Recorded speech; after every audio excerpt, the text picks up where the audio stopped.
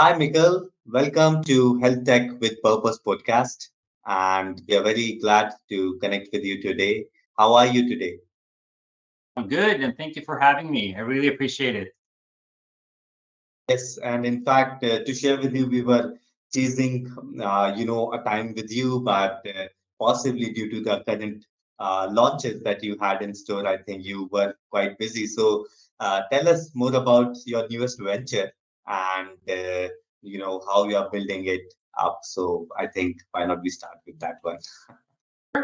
Sure, thank you very much. So yes, Lamina Clinic. We founded Lamina Clinic last year, but the idea actually derived from my history. So I spent 10 years in healthcare, and the past 2 years I've been focusing on consultancy within addiction care, and within addiction, mainly within the normal drugs. You got cocaine and amphetamine, and then you have alcoholic beverages, right?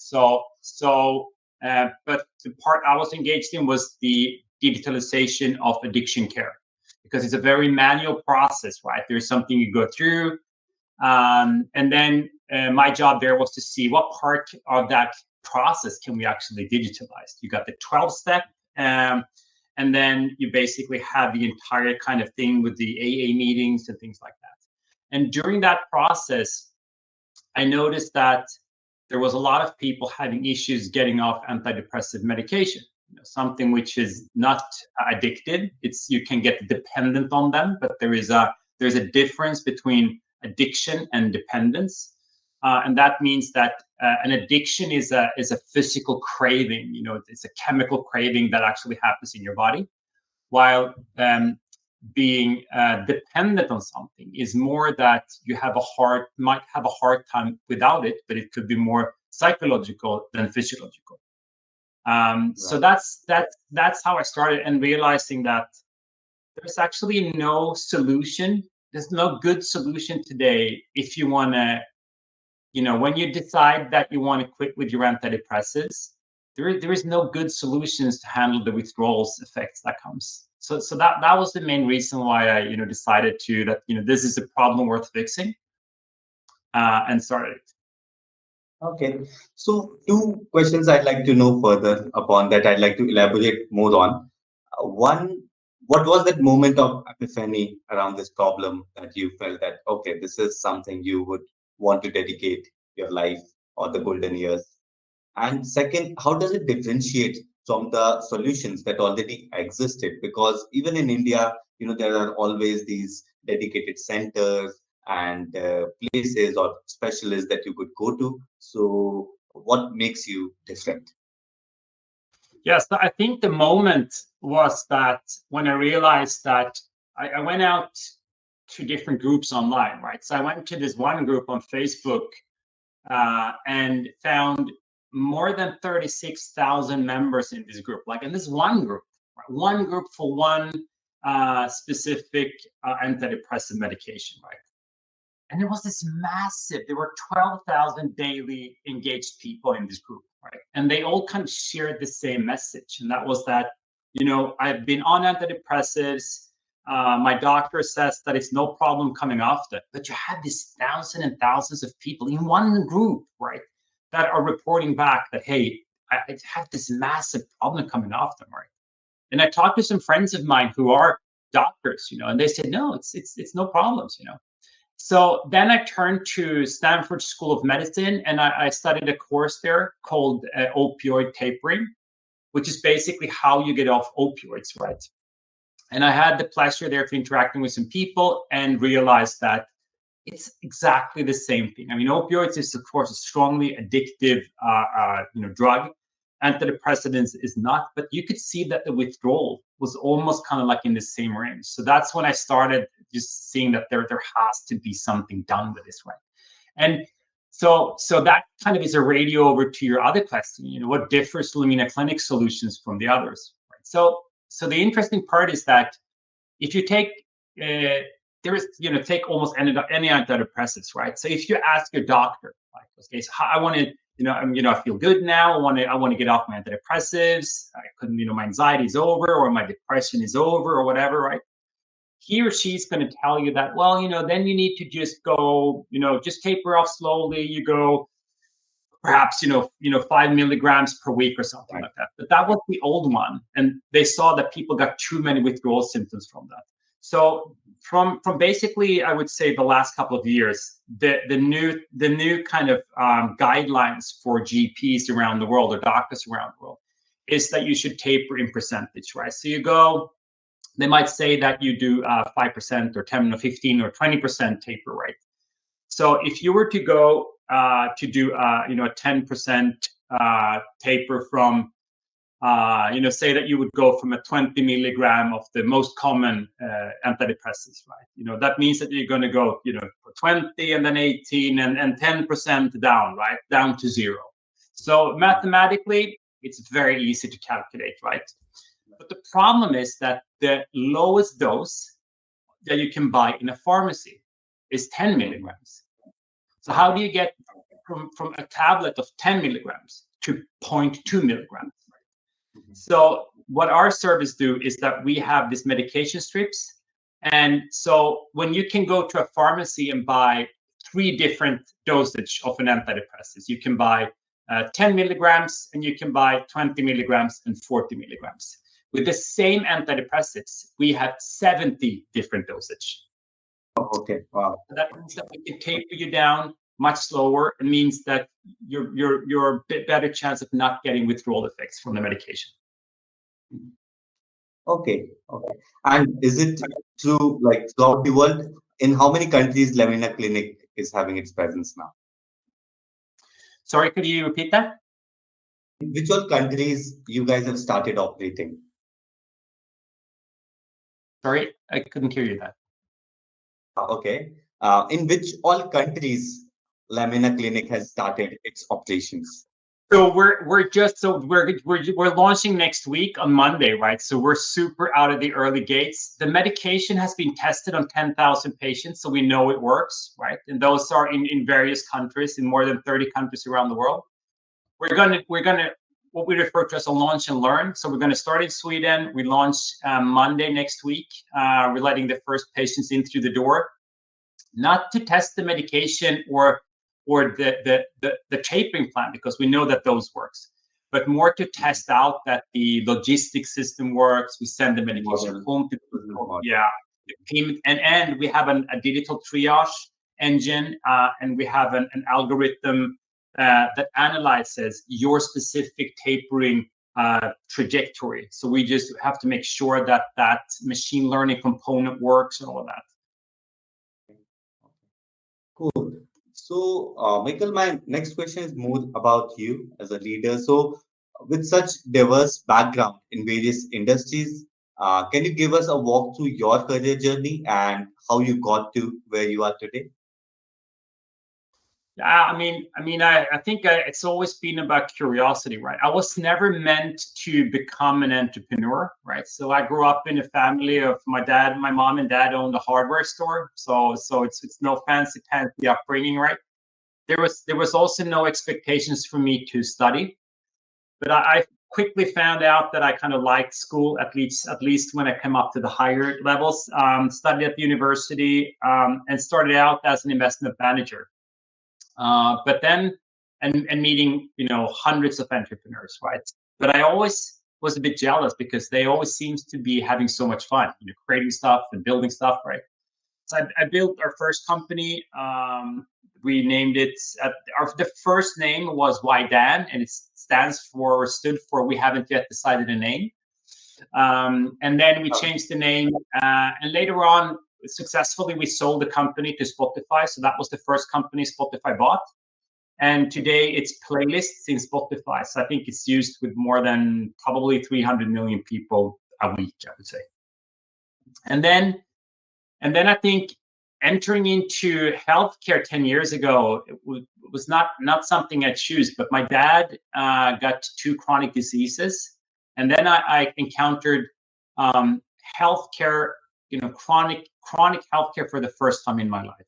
And I was so surprised on how what kind of legacy was in healthcare and hospitals. They still used fax machines, and this is 10 years ago. Fax machines, compliance, different systems, just the lack of efficiency and the lack of using digital tools to help increase the efficiency, right? I mean, just a simple thing as, so they moved my dad between two hospitals, right? And he went into this ambulance, and they moved him, and it was a 4-minute drive. And when he came to the other hospital, they said that, oh, we have to wait for his patient journals. It's coming with a messenger. I was like, what do you mean?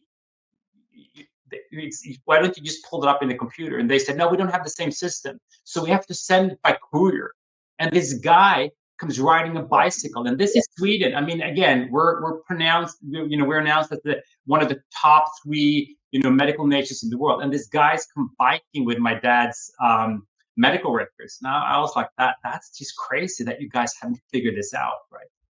So that's part of where I decided is that I've had the fortune as an entrepreneur of liking what I do and always being challenged by things that people say are impossible to do. So I said, if I want to spend my time and succeed and fail into something, it just better be something good, right? And of course, I could have chosen, I have a history of being in video games as the CEO of a gaming company. It was really successful, but healthcare is one of those things that we're all going to be affected by, right? So let's just try to do my small part of it to kind of get it to a point where it's the guy with the bike does not need to deliver, health records anymore. Yeah, nice story. Sad that it's true, given the state of healthcare. Okay, so one thing, Mikael, I could really pick is that you have definitely tasted success as an entrepreneur more than many people. Like you had acquisitions, you had successful exits. So can you share any insights or lessons from these experiences for fellow founders? What worked for you? Oh, sure. Yeah, I think that first of all, I mean, of course, you have to surround yourself with great people, and of course that, I mean, and I have a kind of a special thing here. It does not necessarily always means that you need a co-founder. I'm today, single founder of Lamina, but in the past, I always work with co-founders. I love it, but I think that you have to kind of love failure, and you have to love no's. You have to just embrace those and be. I mean, if you think that it's hard to getting a no from, I mean, imagine if you run a company and you want to get some funding, especially in these days, right? When it's really hard, right?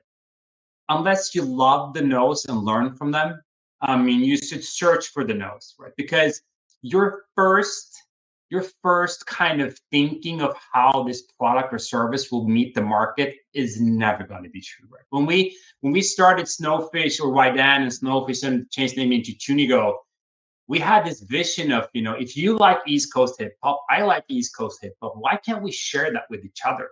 That's a weird thing, right? And so we started building out a social media platform to do that. Like, those were back in the MySpace days for those older than 35. Yeah. And it ended up becoming playlists, right? So we narrowed it down. The first thing we built was something, that the same core idea of you and I share music, but very different means to deliver that. Right? And I think that find something. People always say this, find something that you're passionate about. But I would also add to that is that if you're gonna put your time into this, I mean, find a problem that is actually worth solving. Right. I think that's the and you're interesting passionate about solving.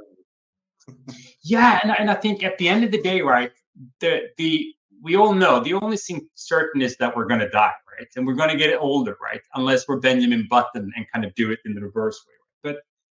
But so my I would say that my recommendation is that even if you fail at something, make sure that it's something that you can wake up in 10 years and say, well, if that had succeeded, that could have changed people's life and it could have changed part of the world. And if you do that and you succeed, you will have a massive impact. And of course, massive impact means that the financial success is going to follow. Mhm. Nice. Yeah, makes sense, definitely. And of course, easier said than done, but this wisdom definitely holds true. Like in every successful journey, I would say, like, finding problems and being passionate about solving them, and of course, like creating an impact with the ones that Yeah. you solve. And I also So, and I also so yeah, I can just do one more there, because I think that the key learning is that people tend to overthink their building, right? They need to build something and they need to release it. They need to put it, I mean, and this if you read any textbook, it's going to be there, but in practice, people do the opposite, right? So build something very fast, get it out in the hands of the users, see where you went wrong, and then correct it. That's how we should do it. So be very, very, and put it out there and fail fast. It's kind of one of those things, but truly to do that, and don't be afraid. And that will impress, because investors are probably not going to invest, or at least not the ones that you want to. They're not going to invest if you're thinking about it. But if you go out and learn from it, you will tell them your insights. Mhm. They will invest on those. Right. Good. So, one more thing, in fact, Mikael, I was noting was about the mission that you have started with, which is, solving the last mile of mental health. So that definitely, is a very impactful mission. Tell me more about that, and what's the gap that you foresee that you are intending to solve here in the coming years? Sure. So I mean, in the past, I would say probably 10 or 15 years, right? So governments and venture capitalists and philanthropic associations had invested billions and billions of dollars, right? Then we spent it into the treatment of mental health issues. It could be anxiety or depression. It could be ADHD and all of those things, right? In and in recent years, we started looking into preventive, right? Well, what can we stop people from, can we help them so they don't fall into depression or burnout, right? But one of the things that has happened in recent years, right, is that the number of people coming into depression, anxiety, or burnout have just skyrocketed, right? And we moved psychiatry from psychiatry, and today the first line of psychiatry is in general care, right? So it's primary care, general physicians, right? That means that if you get depression signals, right, then you want to go see a doctor. Normally, the first person you're going to meet is going to be your GP, right? Your normal average doctor, same person you go to if you have a rash or hurt your knee, right? And the first line of treatment is to prescribe you antidepressants, right? That's how it looks in the modern world, right? So you get antidepressants that are there to kind of help you. We look at them as a pause pill, right? You take them, they work for most people, function probably great for some people, and it kind of helps you over that threshold, right, until you can get to talk to someone. But and that's good, right? But what happens the day when you decide, which more than 90% of people on antidepressants, right? You're going to end up in this, we call it the intersection, right? Where it's like, well, the problem that I, first saw help with, it's either, time has either kind of erased it, so it's not that hard anymore. And I kind of want to get off my antidepressants, because you have to remember, being on antidepressants when you don't need them, well, that's a bad idea, because they do have some really kind of nasty side effects to them. So when you're at that intersection, you're kind of left alone, right? Because the doctor who is there to treat your disease, right, or your condition, well, his job is done. His or her job is done, because you don't have any symptoms, like, right? And preventative doesn't care, because you're not on your way into something, right? So you kind of, they close the door behind you, and you kind of left standing at this intersection to be like, so what do I do now? And it's completely empty, right? There is kind of no support there. You look around, and there's like millions of people standing at the same intersection, and you're like, well, so how do I do this, right? And then people are like, oh, you need to taper off slowly, right? And then you realize that, well, how am I supposed to do that if the dosage I'm going to buy does not mimic uh, the suggestions I get from my GP, and what's the definition of slow? I mean, how slow is slow, and those kind of questions, right? So we tend to forget that, and to be honest, one of the things that we see, which is very interesting but also very frightening and sad, is this, especially within female patients, right? So they're at this intersection, right? They start tapering off, right? The tricky part with antidepressives is that they have what's referred to a hyperbolic curve. That means that when you're starting with them, the low doses has the highest effects, right? So one normal antidepressives, if you have 1 milligram, has half of the effect of 20 milligram, right? And the max you can take is 40 milligrams. So the difference between 20 and 40 is only a few percentage, while the difference between 1 milligram and 0 is like 25%. So the problem is that when people start tapering down and they kind of go slow, so to speak, within question mark, they feel okay in the beginning. But then at the end, when they only have a few, perhaps they divide the 10 milligram tablet, they're going to start feeling very bad. And part of the withdrawal symptoms, if you look at the Harvard Medical School, they listed the I think it was the 15 most common withdrawal symptoms when you want to quit your antidepressant medication. One of them is depression. So imagine that you are this female person or even a male person, and you're standing at this intersection, you start tapering off slowly, and after 5 months, you are starting to feel depressed. And you don't have, and you start feeling depressed, you have problems sleeping, you have this really weird electric sensations in the head, right? So you call up your GP and you say, hey, I'm starting to feeling really bad, right? I'm feeling really depressed. I have this anxiety. I can't sleep. I feel these brain saps in the head, right? And your GP then is probably going to say, wow, it sounds like you're back in disease. It's a relapse of your disease. All of these that you described are the most common withdrawal symptoms from the actual chemical leaving the body too fast. For the GP, it may not be. Yeah. And of course, the GP then, they can't determine the difference between depression as a symptom of withdrawal or depression as a symptom of relapsing to disease. Okay. So just to kind of take that around, what we see very commonly is that it's misdiagnosed as a relapse into disease, right? And we have the solution for that to be able to distinguish between those two things, right? So we can talk to the patient and say, no, this is a high probability that it actually has to do with your medication, right? And then we pull them back so we increase the dosage a bit, and then the symptoms should go away. And if it doesn't, if it's still on, then we make sure that they get to talk to their GP. We recommend them that you should go back. So concluding, what we see then is this tremendous amount of patients that experiencing this. You have 57% of all patients that quit antidepressives are going to have withdrawal. So that would mean in the coming years, that would be 200 million people that's going to have withdrawal effects, right?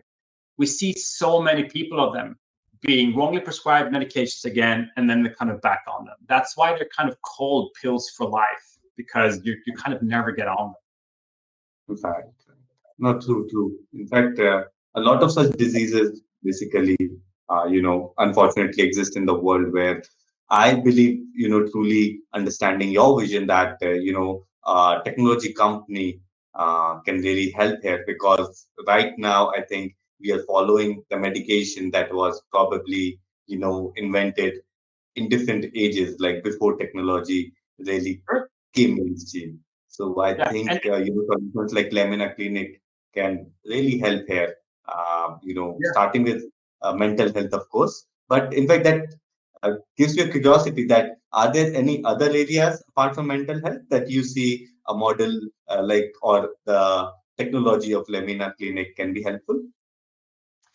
It's a great question. Yes, I think that when we looked at this, and also when we recently just visited US, that we talked with some of the largest healthcare systems in the US, right? And we got these questions, which we kind of like, okay, so can we use this for sleeping pills? Because you have the same thing, right? The normal case is that you have either an accident or you have a period where you kind of don't sleep and you got the sleeping aid pills. A lot of them are addictive, right? So you also have to taper out with them. The other one is opioids, right? And especially with the opioid crisis in the US, it's just the fact that if you want to get people off opioids, it's the exact same thing. It's a reversed hyperbole curve. You have to taper them off slowly. You never kind of back up. So both for opioids, but also, to be honest, what we've seen and got asked for is a very reverse thing, and that was a very big insurance company in the US asked us, but could you also help patients that starts with antidepressants, right? And because we don't judge antidepressants, we think that they're doing an amazing job for a lot of people, and there's millions of people who actually gets daily help from them. So what we also see is that yes, you could also use them for when you're going to start your antidepressants, right? So you can use them in the beginning, you can use them at the end, but also we are now introducing what's called switches. That means that if you are on one antidepressant, right, and for some reason it doesn't work for you, right, and you want to switch to another one, the doctors normally they basically let you go off the first one and then you go on with the next one. That's just a bad idea because you're going to get withdrawal and then you're going to have starter issues, right? So we do switches, meaning is that we're going to send you both of them in different dosage. So you basically just open a patch every day. You take, whatever tablets in there, and we're going to make sure that you get the right combination, so you don't get withdrawal symptoms and you don't get starting symptoms with your new medication either. Okay. And Michael, when it comes to technology, so what I understand, when I read your website, it is more about managing and having basically alternatively medications available which the person can take to get better. What I would like to know more is that what kind of technology play that you look at, using technology, such as are you bullish about using the data, the AI, machine learning, or generative AI, any such aspects that are a part of your roadmap? Sure. It's a great question. So there is a couple of things though, and I mean, this is almost like you go back to the old cave drawings, where people kind of they draw memories onto a wall, right? And I think medical profession is like that, right? There is a lot of experience that doctors has they haven't simply written down, but there is also this tremendous amount of information in science papers, right, that no one seems to read, right? So what we've done is that when you go into Lamina and you want to get our help, right? You go in, and we're of course only live now in Sweden next week, but then we're going to hit the US. So you go in and we have our own prescribing doctors. So you just get a prescription, and there you're taking through a few questions, right? And those questions might seem very normal to you, right? But we have in the back end, we have both the machine learning components, right? And we also have a triage, right, that basically both understands not only what kind of medication you're on, if you've been on them for how long, what dosage you're on, but we also ask you questions, what was for example, we ask you the reason why you started the medication in the first place. And why is that important, right? Because, I mean, and we then separate if it was a trauma or if it was PMS, premenstrual stress for females, or if it was eating disorders like bulimia, right? And the reason why we have that is because if there was a trauma, right, it's going to function more like a crutch for you. Like, so you would probably have higher anxiety levels than if it was PMS, right, to get off them, right? We don't ask what kind of trauma, just that it was a trauma, right? We also ask you questions like, how worried are you about getting off and tapering off your antidepressant medication?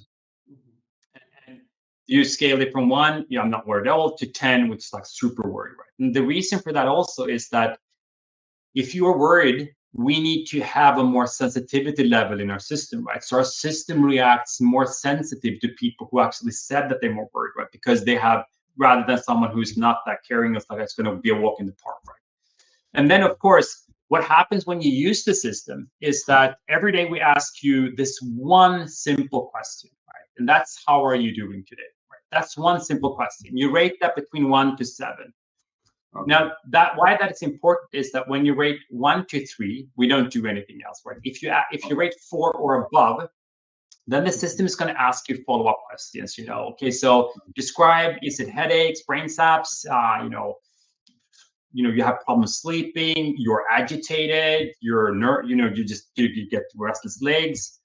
All of these things, which are normal things, and you're just going to click them, right? But all of these are symptoms, right? Now, the interesting part of this, when you do it every day, is that we can then see the trends. So we can see you're going from, 1, 1, 1, 1, 1, and then suddenly it goes 2, 2, 3, right? You're trending in the wrong direction, right? If that happens, you're going to hit a green, so you're going to be a yellow light in our system, right? So indicating that this patient is trending towards 4 or above, right? So that means that something has happened in your life, right? And here's the weird thing. It could be that your life just happened. It could be that you got fired from work. It could be that things in your life has changed and you're not feeling great. So what we do then is that we make sure that we also use this to actually kind of get both the clinical data, but also things that happens in your life as a human being. And that means that you can either, take it a bit slower, because tapering antidepressant is always a bit of energy demanding, right? You're going through this process. You just want to say, no, you know what? I just want to stabilize. I can't do this right now. Then we stabilize you on that level, so you don't need to taper. And when you feel that you have the energy back, or you're in a better situation, you can then, resume your tapering trajectory. But without the data, right, we can't do this, right, without seeing the patterns, right? And I talked to a few investors, right, and they asked me, what's so special about that, right? And I then asked the investor, right, but an easy question: what did you have for lunch Tuesday 3 weeks ago? She said, wow, I can't remember that. The problem with that one is that the computers and machines are so much better to keep things in memory than humans, right? So that means that we can go back 3 weeks in time to see the patients and see their curves, addictive. But even the patients can do that. Meaning is that even though I'm feeling that, the last 3 days I've just felt horrible, you can still see that the past 3 months has gone really well, right? So it's not the process. I'm just in a position right now, and I kind of need to perhaps back up a bit, or I need to do stabilize, right? So that's how we use that. And also is that, the machine learning component is based on each specific patient, right? That means that what works for you and what seems to function for you, the system is going to keep recommending. But of course, we have a learning component at the bottom to look at patients like you to make the same suggestions back in the triage engine. Right. No, definitely. I think humans would always have the confirmation bias, or every kind of bias due to environment factors, or due to self conceit or anything. So I think data would always kind of tell the truth. And yeah, makes sense. So by the way, since there's a lot of chat about generative AI and chat GPT, so for your product currently, do you foresee any direct usefulness, or any direct opportunity that you've seen, like while you're building your AI? Yeah, so I definitely, I'm really hopeful about AI, even though I'm a bit cautious as well, because I think we're just seeing the models being trained, right? So I think a lot of people kind of don't fully grasp the way that you have to train AI models, right? They're not just, you don't send them out online and they learn everything, but there has to be trained, right? Because I mean, how do you separate, how do you separate a lie from the truth if it's on a website, So AI needs to be trained, right? And so the good part with that one is that within our field, imagine again back to that intersection where you have today, millions and millions of people are just standing at the intersection and trying to taper off, right? Imagine them, every single person seems to have to do the same thing. They go out online, they try to search for information about how to get off antidepressants. They end up in all these weird places. Someone is suggesting silver water, someone is suggesting garlics. So you're like, what should I believe in as a patient if I just want to get off these antidepressants and I didn't get the information that they were really hard, right? So I think within AI, I think definitely that people can have somewhere to turn to. For us, I see it as in the future is that probably I would say 80 or 90% of all the questions going to come in is going to be the same questions coming in, and instead of having people there around the clock, meaning is that we have to increase the price for medication and services. We can use AI to kind of answer the most questions, right? And also the kind of cool thing with that one is that I see if we then could take help of people that are in discontinuation, but also has gone through them to help train our AI. So it's not just based on research, but based on actual experience from people who's gone through them. So I'm really hopeful. I think of course there will be.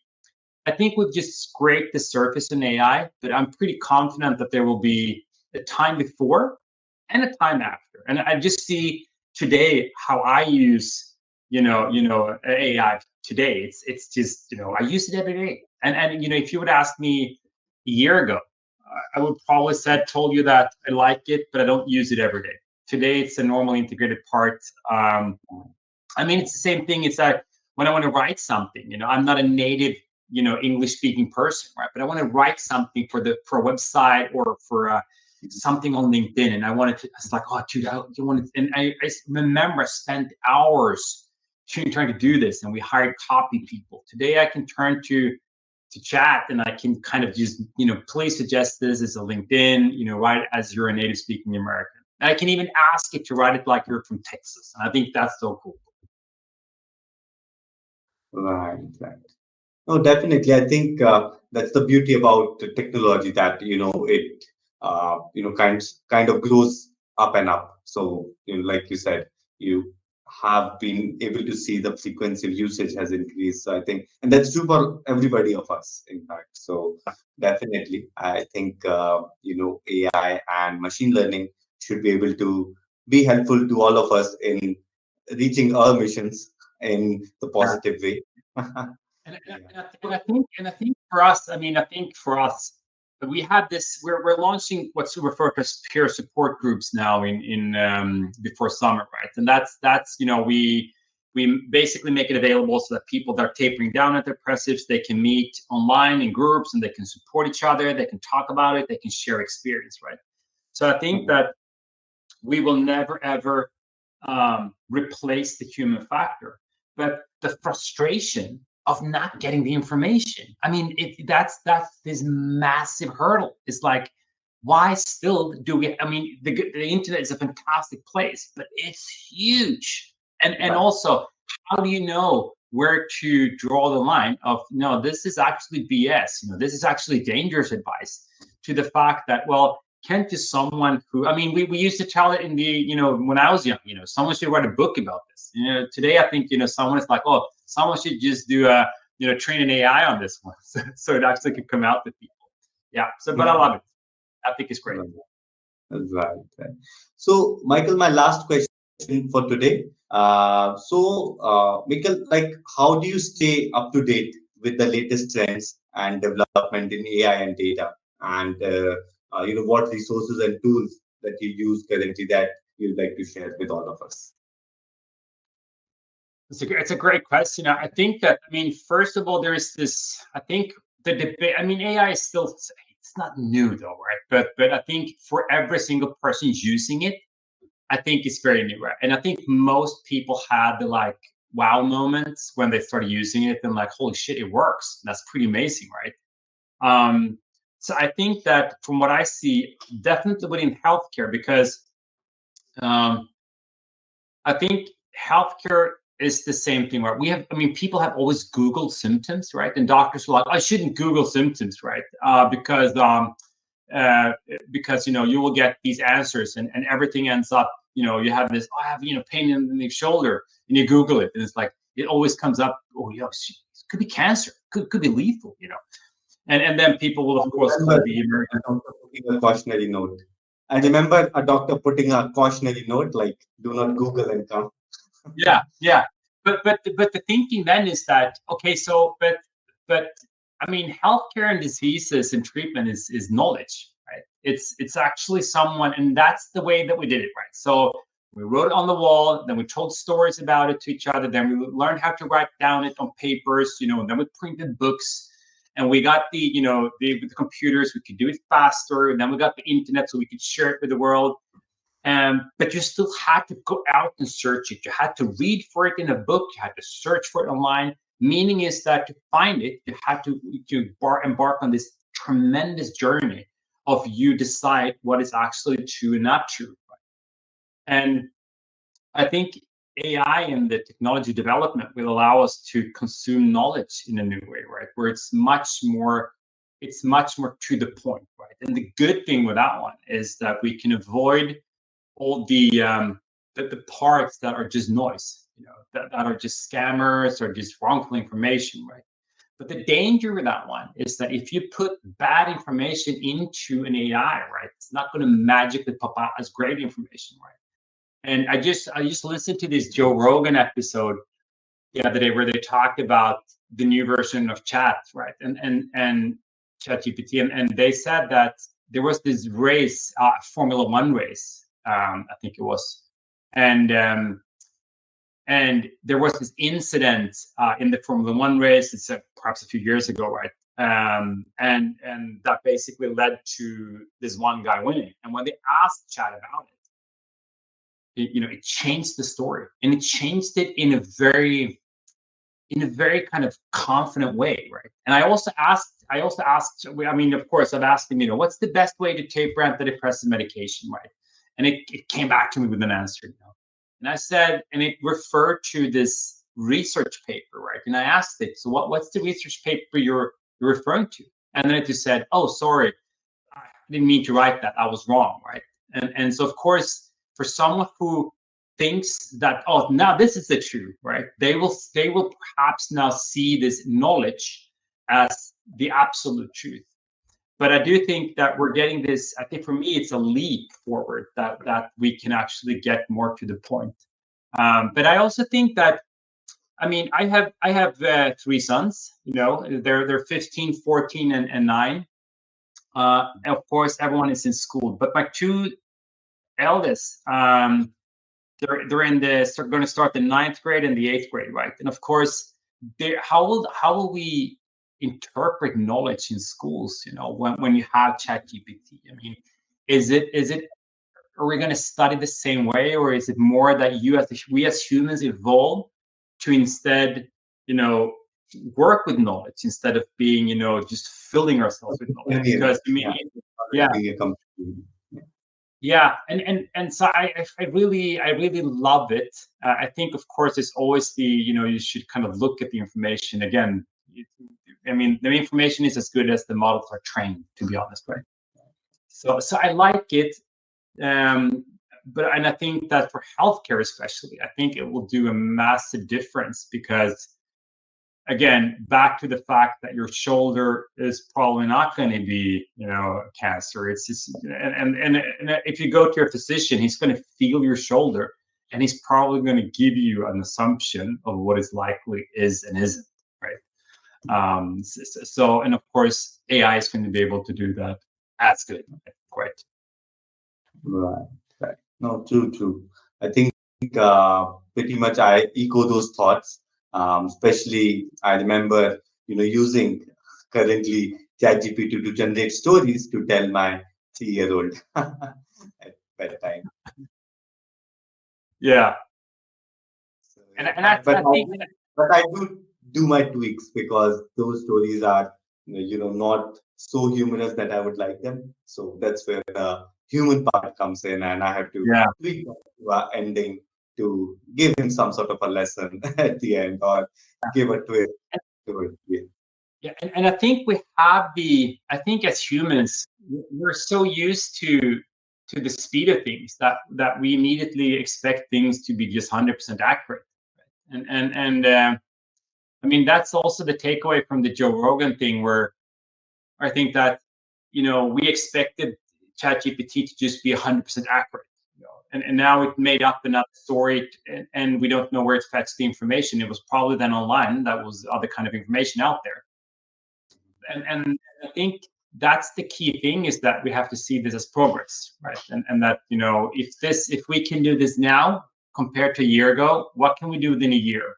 And still understand that development is exponential, right? So if we could do this a year ago, compared to what we can do today, I mean, just imagine 10 years from now, it's gonna look really different. And that's why I'm thinking is that I think organizations needs to figure out, okay, so if we have been in the knowledge business and information business, if I'm an accountant, and I work for this large accountant firms, and I mean, you have to turn to me to because I'm the only person who understands how to do your accounting in your books. But if we have something right now which basically has the speed of 1,000 me's, to the fraction of the cost, how would that affect me? How am I in my industry, and how do we not build barriers, but how do we embrace that? How do I mean, for example, how does PwC become a company where having an audit of your company's financial costs less than a fraction of what it costs today, but goes with the speed of light, and where their margins are even bigger, but they don't need to have an army of people. And of course, if I then were an accountant, I would then think, especially a young one, I would be like, I would probably learn to these models, right? And I would look into the digitalization of my industry and how that affects, right? So I think companies, to be honest, that sits kind of in the back seat, and things that. So I'm just going to give you a very famous story from Sweden, right? We're the same thing, right? So this is years, of course, long time ago. But there was a Swedish company called Fawcett, right? They were the absolute thing in typewriters, right? I mean, you could not go anywhere if people were writing on something. I mean, type machines, right? Typewriters, right? Old school. It was a Fawcett. That was the black thing. People just had it, right? They had stores on Fifth Avenue in New York. And then suddenly this thing pops up, which is the word processor. Comes up, and they were like, how do we respond to this, right? And this is a true story. So it was they had this big board of directors meeting in the south of Sweden, right? And they dominated the market, right? Their answer to this, to the word processor, meaning a personal computer, was to build faster typewriters. So they just built a typewriter that was faster, because that was people want to do. They want to write faster, and they could erase it faster also. And this is a story where they just went out of business, right? There was this famous quote. I don't remember exactly, right, but their head chairman of the board said that, kind of like a famous last quote. He's like, "Well, here we are in the woods, running the world's most successful company within our niche, and we don't have a clue what's going on in the world." It's things where technology just erased the company. And I always tell people that I always tell this when I do lectures, right? If you want to get an insight into how fast things goes, right, you should go back and look at the first movie of Blade Runner. First movie of what? Blade Runner. Okay, and go on. Blade Runner, the one with Harrison Ford, the dystopic future movie, right? I mean, I'm not going to spoil it, right? But if you look at that, the director the movie said that there are 10 brands that are going to be displayed in the movie, right?